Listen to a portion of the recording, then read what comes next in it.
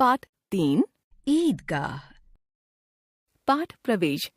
प्रस्तुत कहानी के माध्यम से लेखक ने ईद जैसे महत्वपूर्ण त्योहार को केंद्र में रखते हुए ग्रामीण मुस्लिम परिवेश को भावात्मक रूप देने का प्रयास किया है। साथ ही प्रमुख पात्र हामिद के इर्द गिर्द कहानी रखते हुए इसे मनोवैज्ञानिक दृष्टिकोण भी दिया है। रमजान के पूरे 30 रोजों के बाद ईद आई है। कितना मनोहर, कितना सुहावना प्रभात है। आज का सूर्य देखो, कितना प्यारा, कितना शीतल है, मानो संसार को ईद की बधाई दे रहा हो। गांव में कितनी हलचल है, ईदगाह जाने की तैयारियां हो रही हैं। लड़के सबसे ज्यादा प्रसन्न हैं, बार बार जेब से अपना खजाना निकाल कर गिनते हैं और खुश होकर फिर रख लेते हैं। महमूद गिनता है 1, 2, 10, 12। मोहसिन के पास 1, 2, 3, 8, 9, 15 पैसे हैं। इन्हीं अनगिनत पैसों में अनगिनत चीजें लाएंगे, जैसे खिलौने, मिठाइयाँ, बिगुल, गेंद और जाने क्या क्या। और सबसे ज्यादा प्रसन्न है हामिद। वो 4-5 साल का दुबला पतला गरीब लड़का है, जिसके अम्मी अब्बा अब इस दुनिया में नहीं हैं। हामिद अपनी बूढ़ी दादी अमीना के साथ रहता है। उसे बताया गया है कि उसके अब्बा जान रुपए कमाने गए हैं, बहुत सी थैलियां लेकर आएंगे। अम्मी जान अल्लाह मियाँ के घर से उसके लिए बड़ी अच्छी अच्छी चीजें लाने गई हैं। इसलिए हामिद हमेशा प्रसन्न रहता है। आशा तो बड़ी चीज है, और फिर बच्चों की आशा। हामिद के पांव में जूते नहीं हैं, सिर पर एक पुरानी टोपी जिसका गोटा काला पड़ गया है। फिर भी वो खुश है, क्योंकि इन सब से उसे फर्क नहीं पड़ता। अभागिनी अमीना अपनी कोठरी में बैठी रो रही है। आज ईद का दिन है और उसके घर में अन्न का एक दाना तक नहीं। इस अंधकार और निराशा में वो डूबी जा रही है।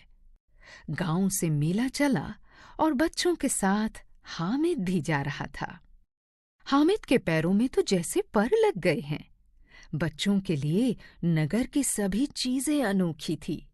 वे जिस चीज की ओर ताकते ताकते ही रह जाते।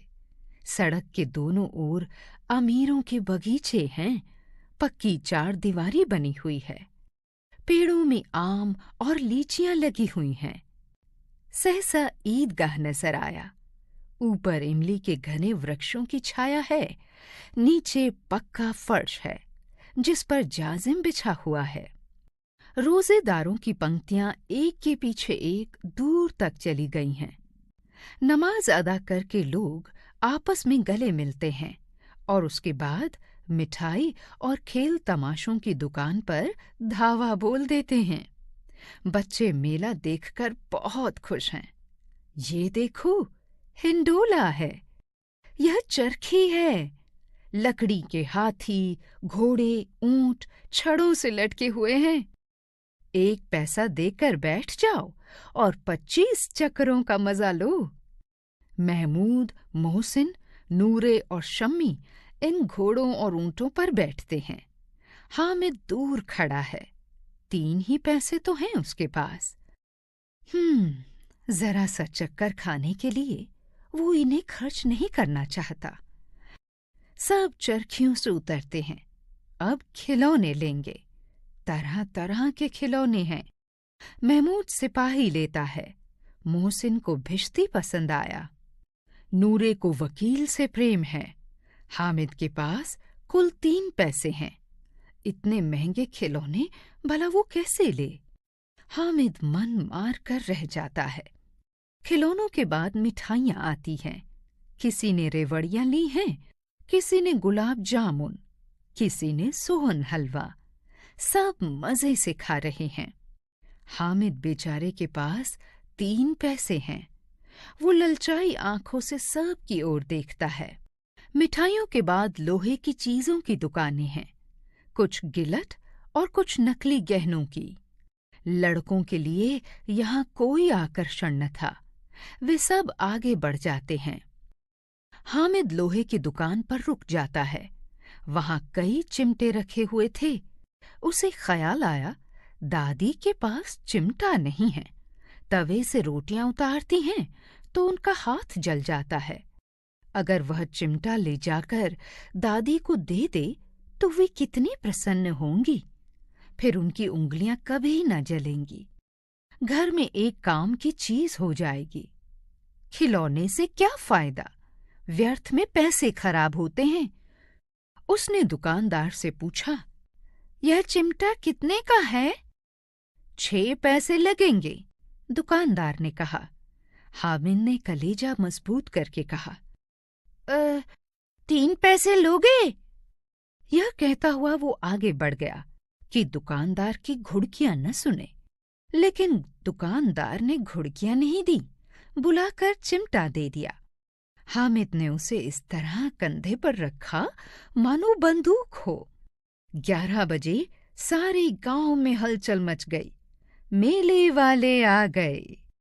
मोहसिन की छोटी बहन ने दौड़कर भिश्ती उसके हाथ से छीन लिया और मारे खुशी के जो उछली तो मियाँ भिश्ती नीचे आ गए और सुरलोक सिधारे।